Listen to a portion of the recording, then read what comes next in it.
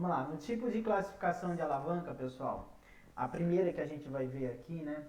A gente vai ver uma força de aplicação, que seria um dedo aqui, pode ser um dedo, pode ser um pé, pode ser qualquer coisa, mas é uma força que a gente vai estar aplicando, certo?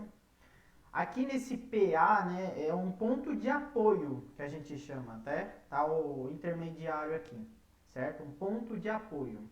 E aqui o peso, né, que vai estar sendo exercido, que é uma força de resistência para baixo, né? Por quê? Porque eu quero levantar essa rocha, eu quero levantar essa pedra aí. No caso eu usei como exemplo uma bolinha de metal, tá? Então essa é a força de resistência. Quem é que atrai essa bolinha para o chão? Assim como nós, né, para o chão, assim como essa tábua e tudo para o chão, é a gravidade, né? Nada mais, nada menos do que a gravidade, certo? E quando a gente está lidando com um ponto de apoio intermediário entre as duas forças, a gente chama de um tipo, né, de alavanca interfixa. Por que interfixa? Porque o ponto de apoio está ao meio das forças existentes aí, das forças de aplicações existentes aí, tá? É uma força de aplicação e a força de resistência, certo? Bom, entendendo isso, a gente vai partir para a segunda. Aqui a gente já tem uma segunda imagem, né? Uma segunda classe, né, dos tipos de alavancas que existem.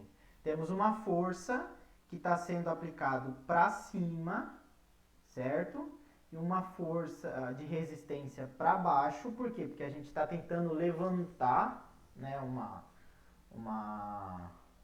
alguma madeira, sei lá, alguma coisa. Deveria ter um objeto aqui, certo? Poderia ter uma caixa nessa força de resistência aqui, poderia ter uma pessoa, poderia ter o que for. No videoclipe da Lady Gaga mostra, tipo, pessoas levantando ela, né, com um pilastro, né, que levanta ela e carrega ela com as pessoas, ou carrega ela para frente. Certo? Essa seria mais ou menos um exemplo de uma pessoa aqui causando uma força de resistência e uma pessoa aplicando de baixo para cima. E aqui seria o ponto de apoio, né? Na última linha, aqui na última ponta, né? Dessa madeira, desse mastro aí, beleza? Quando a gente tem um ponto, né, de resistência ao meio e o ponto de apoio lá no final, a gente chama de interresistente. Por que interresistente? Porque a resistência está ao meio entre as duas, entre a força, né, e o ponto de apoio aí, certo? Então a força de resistência fica ao meio. Pessoal, a gente vai ter exemplos, né, do anterior, por exemplo. Do anterior, que é esse aqui, ó, do interfixa, né? A gente vai ter o exemplo do martelo, né? O martelo, por exemplo, com aquela porção fica ali no meio, né? E aqui puxa um prego, por exemplo. E aqui você aplica uma força no martelo, certo? Vou dar um exemplo aqui, ó. Voltar, ó, certo? O ponto de apoio, aqui puxa o prego, certo? E a força exercida, ok? Então a gente chama de força interfixa para esse aqui. Para esse, a gente já chama interresistente, né? Porque a força aplicada é na ponta e a de resistência está ao meio. Qual o exemplo que a gente utilizaria, né? A gente utilizaria o próprio alicate de unha, né? Porque alicate de unha a gente tem a ponta, certo? E ao apertar a ponta, a gente vai estar aplicando uma força nas pontas, né? E a resistência vai estar no meio, que seria uma molinha, tá? Esse seria um exemplo aí diário que a gente utilizaria como ferramenta simples aí, tá? Para a última, né, que é interpotente, para interpotente, a gente vai ter o quê? A força sendo aplicada no meio, nenhuma das pontas, tá? Mas no meio, essa força de aplicação estaria ao meio, certo? E a força de resistência seria o sentido contrário de a força de aplicação, e assim como certo? Só que a força estaria no meio, seria você aplicando a força no meio, seria algo contrário a você, beleza? Isso aqui geralmente, pessoal, interpotente, a gente tem um carrinho, por exemplo, de mão, tá? Onde vai ter uma força de resistência, você vai estar carregando no meio, certo? Para facilitar, e as rodas, para facilitar, aí seria o ponto de apoio, certo? Mas ainda bem que tem as rodas para facilitar aí esse tipo de transporte. Então seria interpotente, onde a força de aplicação, certo? Se encontra no meio, entre os dois outros pontos, uma de força de resistência e o outro ponto fixo, chamado, certo? Eu não entendi as duas últimas. As duas últimas, ó, o interresistente, a resistência está no meio, só que você aplica a força na ponta, certo? A ponta, aqui tem um ponto de apoio e você aplica a força na ponta. Aqui, na interpotente, você aplica a força no meio. É você aplicando a força no meio, certo? E aí seria uma resistência, uma força de resistência de um lado, né? E o ponto fixo do outro. Então a força aqui a interpotente seria no meio. É entre os pontos, né? Interpotente. Não falo ponto, né? Porque um é força de resistência, um é ponto fixo, né? Mas um é ponto de resistência, tá? Sabe onde você vai encontrar também esse exemplo? Sabe os escravos onde carregava aquele moía, né, cana?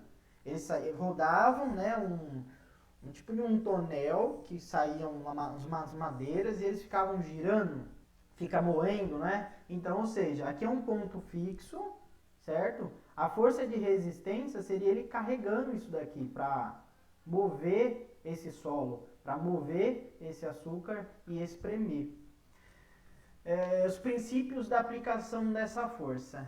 Ela sempre deve ser tido como objetivo, tá? É a intenção de aplicar essa força. É claro que a aplicação dessa força, o principal objetivo é movimentar. Ou, se não seja movimentar, seja exercer uma força para soltar uma outra força, que seria a força de resistência. Seria o quê? O martelo tentando tirar o prego. O prego, ele está aí sendo considerado como uma força de resistência aí, tá? Uma questão de você aplicar uma força numa caixa, empurrar numa caixa. A intenção é movimentar, né? Empurrar uma geladeira, né? Enfim, movimentar, certo? Isso se aplica num princípio, certo? E toda força, pessoal, ela pode ser medida, assim como um peso, né? A gente viu que uma força, ela vai, né, agir num peso, tá? Assim como o peso também pode ser medido, tá? E a força também a gente consegue medir. Pessoal, pra vocês terem noção, eu não sei quanto pesa uma caixa, mas eu sei que se eu mexer essa caixa, por exemplo, eu consigo calcular a força que eu mexi essa caixa, eu sei qual é o peso dessa caixa. Pra vocês terem noção, eu não preciso saber o peso dessa caixa, mas eu sei qual é a força de aplicação para mexer essa caixa, pronto, eu sei, consigo calcular e saber o peso, né, dessa caixa aí. Pessoal, a primeira que aparece na apostila aí, né, como uma das ferramentas também, ainda continuando ferramentas, tá? É a roldana. A roldana ou a polia, tá? Uma ferramenta que possui um sulco no meio, tá? Um sulco. O sulco é uma abertura no meio, que é onde vai passar ali uma corda, certo? Essa corda aí vai servir para deslocamento, né, de um objeto aí, tá? De baixo para cima, né, ou vice-versa, tá? E pessoal, a rodana, ela pode ser associadas, né? Não só uma, né, com outra, né? Mas elas podem se associar. Aqui no exemplo que o professor trouxe, uma imagem, né? É de uma associação entre três rodanas, tá? Onde duas são móveis, tá? E uma é fixa aí, que é essa aqui que é fixa, ó. Essa tá fixa na parte superior aí da parede. Pessoal, agora eu quero que vocês prestem bastante atenção, porque a gente vai fazer um cálculo aqui que é muito simples, tá? Que vocês pediram para rever, né, também, então a gente vai estar revendo aí, certo? Esse cálculo aí. A mesma imagem, tá? E eu tenho aqui uma questão, né?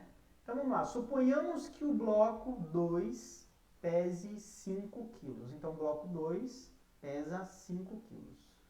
Quanto de força a mais precisaríamos para movimentar o bloco 1? Né? Sabendo que o bloco 1 pesa 20 kg. A gente pode ver que a questão, né, é simples, do jeito que o senhor passou aí, a gente veria que o peso do bloco 1 pesa 200 newtons. Né? Por que pesa 200 newtons? Lembra? É o peso vezes a gravidade. Quanto que é a gravidade, né, convencionalmente, né? A não sei que o exercício passe para vocês, tá? Outro valor, tá? O valor convencional aí é 10 metros por segundo. No caso, 10, né? 10G. Então, 10G vezes 20 dá 20 newtons aí. Isso é o peso do primeiro bloco. Se o peso do segundo bloco é 5 quilos e a gravidade é 10G também, a gente saberia que o peso do 2 é 50 newtons, né? Vocês, uma coisa rápida de pensamento, erraria se fosse subtrair 200 menos 50. Por quê? Porque a gente não calcula assim. Primeiro a gente calcula essa região, né, de forças, de aplicação de forças, que estão em equilíbrio, tá? Então como faria? A gente pegaria a força 1, que é a força do bloco, que esse bloco está exercendo, né? A força, sem o bloco, exclui o bloco. Então, pegaria a força do bloco, da corda só, excluiria por enquanto o bloco, e faria ver quanto que daria, se não existisse o bloco, quanto que daria para puxar esse bloco. E a gente saberia que o peso do 1 é 200 newtons, né? Dividido por 4, a gente chegaria à conclusão de que chegaria ao mesmo valor, certo? Seria 50 newtons aí, a força que a gente precisaria para equilibrar esse bloco, certo? Só que assim, eu agora vou considerar o peso do bloco 2 no sistema. Então, traz de novo para cá o peso do bloco 2. O que eu concluo com isso? De que o peso, né, a força, o peso do bloco 2, que é a força que está sendo aplicada, ela é igual ao peso do bloco 1, por conta das roldanas ter dividido. Ter cortado aí, entendeu? Mais do que a metade, né? Porque cada roldana móvel, lembrando, pessoal, que cada roldana móvel corta pela metade o peso, certo?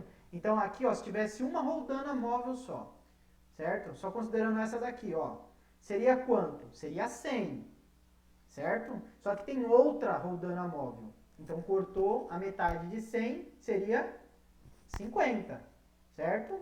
Isso se a gente estivesse aplicando, excluindo o bloco 2, certo? Só aplicando uma força. Esquecendo o bloco 2, a gente estaria puxando esse bloco, certo? A 50 newtons. Só que o bloco 2, ele pesa já 50 newtons, certo? Ele não está ligado a nenhuma roldana, então ele está pesando somente 50 newtons. Aí sim, agora a gente vai aplicar a subtração, que a força total é 50 menos 50. Então é 0 newtons. Então, ou seja, o bloco 2, que pesa 5 kg, está em equilíbrio com o bloco 1, que pesa 20 kg aí. Beleza? Então, professor, mas quanto de força, né? Aí agora vamos voltar à pergunta. Quanto de força a mais precisaríamos para movimentar o bloco 1? Pessoal, para movimentar a força de movimento, né, teria que ser maior, né, porque 0 newton ele é menor do que x, né? Então ele teria que ser maior que 0 para passar a movimentar. Então se eu aplicar qualquer força aqui, né, maior que 0, já era. Eu passaria a movimentar esse bloco 1 para cima.